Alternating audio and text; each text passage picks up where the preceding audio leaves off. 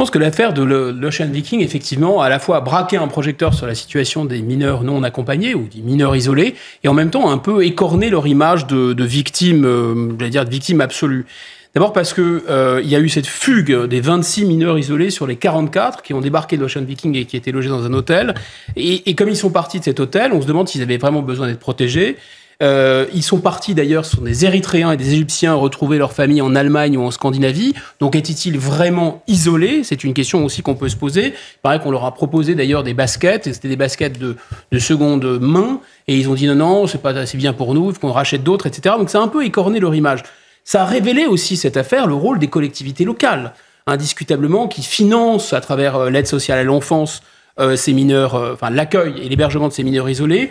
On voit aussi que les collectivités locales financent, par exemple, le bateau SOS Méditerranée. Donc ça a mis un coup de projecteur sur le rôle des collectivités locales dans ces flux migratoires.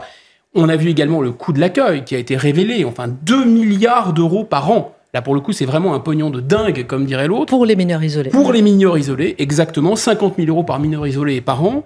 Il y en a 40 000 qui arrivent à peu près chaque année. 100 par jour, par exemple. Alors que les départements sont déjà dans le rouge, alors que l'aide sociale à l'enfance est déjà absolument saturée et débordée de partout. Ça a mis aussi un coup de projecteur sur l'impuissance des pouvoirs publics, indiscutablement. Jean-Louis Masson, le président du conseil départemental du Var, a déclaré « Nous n'avons aucun pouvoir de les retenir. Donc l'État veut les protéger, mais ne peut pas les surveiller. » Enfin, je pense qu'il y a quelque chose qui s'est mis au jour aussi, c'est le caractère ultra-protecteur de ce statut. Ce statut des mineurs non accompagnés, il a été inventé après la Seconde Guerre mondiale. Parce qu'on est dans un contexte dans lequel il y avait des millions de déplacés, en particulier des enfants apatrides. On peut imaginer des gens qui étaient rescapés des camps, des enfants rescapés des camps, des gens qui avaient perdu leurs parents dans le tourbillon de la Seconde Guerre mondiale. Et donc le droit international est spécialement protecteur. On a eu aussi cette ordonnance de 1945 sur les mineurs en France, et le tout désormais est gravé dans le marbre des traités européens. Et on ne peut pas toucher une virgule, en fait. Et il y a 3 types de protection, si on comprend bien.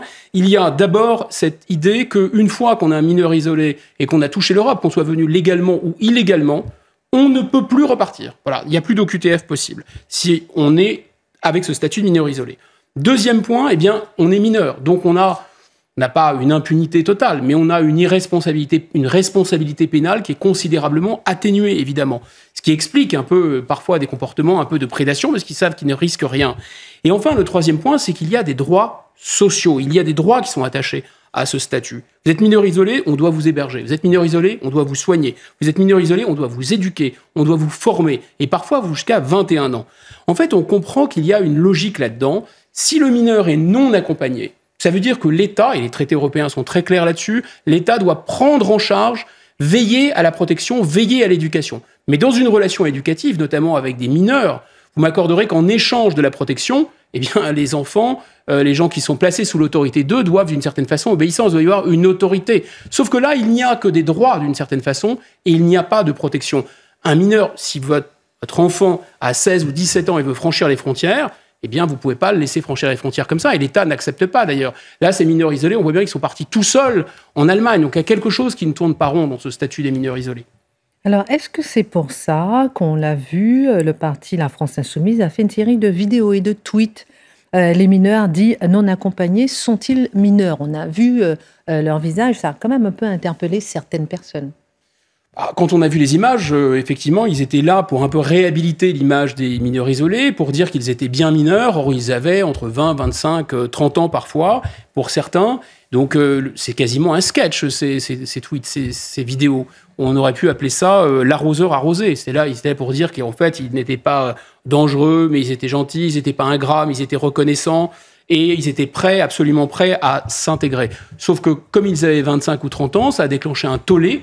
Et donc, la France Insoumise a été obligée de rétro-pédaler en disant « Mais non, ce sont d'ex-mineurs isolés, ce sont des mineurs isolés qui ont grandi. » Donc, on voit bien que l'idée, c'était de montrer que c'était vraiment des mineurs et ils ont bien été obligés d'admettre que ce n'était plus des mineurs. C'est intéressant, d'ailleurs, d'être capable d'imposer un discours sur le réel en produisant y compris des images, comme si vraiment l'idée était plus importante que la réalité.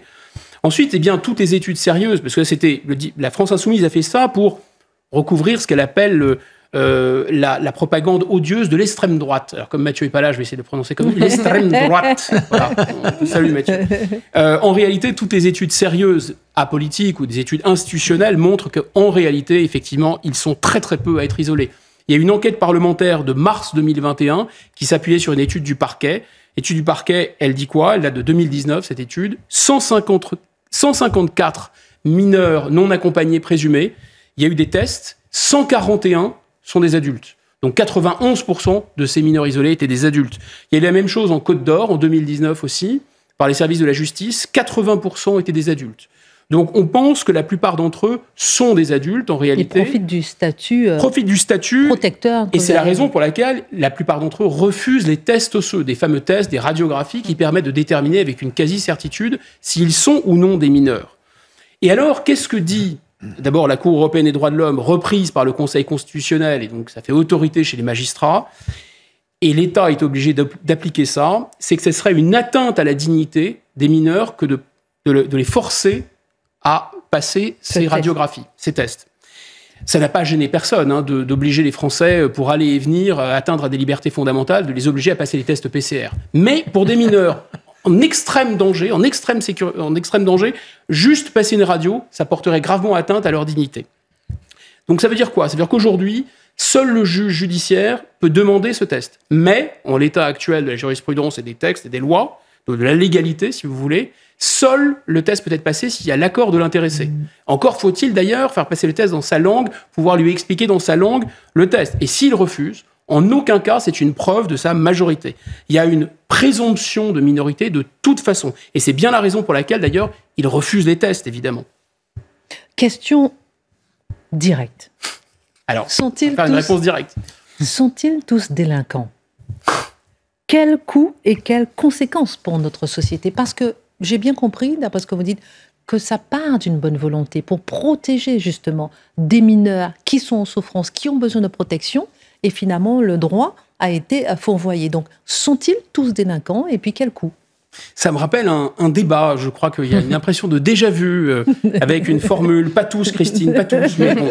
Grosso modo, l'idée c'est qu'on voit qu'ils ne sont pas tous majeurs. Effectivement, il y en a quelques-uns qui sont mineurs. Alors effectivement, ils ne sont pas tous coupables et ils n'ont pas tous violé la loi, mais néanmoins, on voit, et c'est pas seulement, disons, des affaires sordides dont la PQR se fait l'état régulièrement, ils sont très loin d'être tous innocents.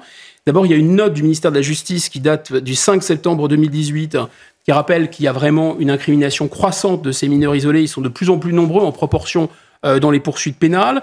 Le livre du préfet Lallemand, qui était quand même aux premières loges, a bien expliqué, il va dans le même sens d'ailleurs que les déclarations du ministre de l'Intérieur, Gérald Darmanin, que dans les transports en commun, par exemple en région parisienne, que dans les lieux touristiques, et que l'essentiel des vols à l'arraché et des violences commises en plein jour dans Paris, dans la région parisienne, sont le fait de ces mineurs isolés.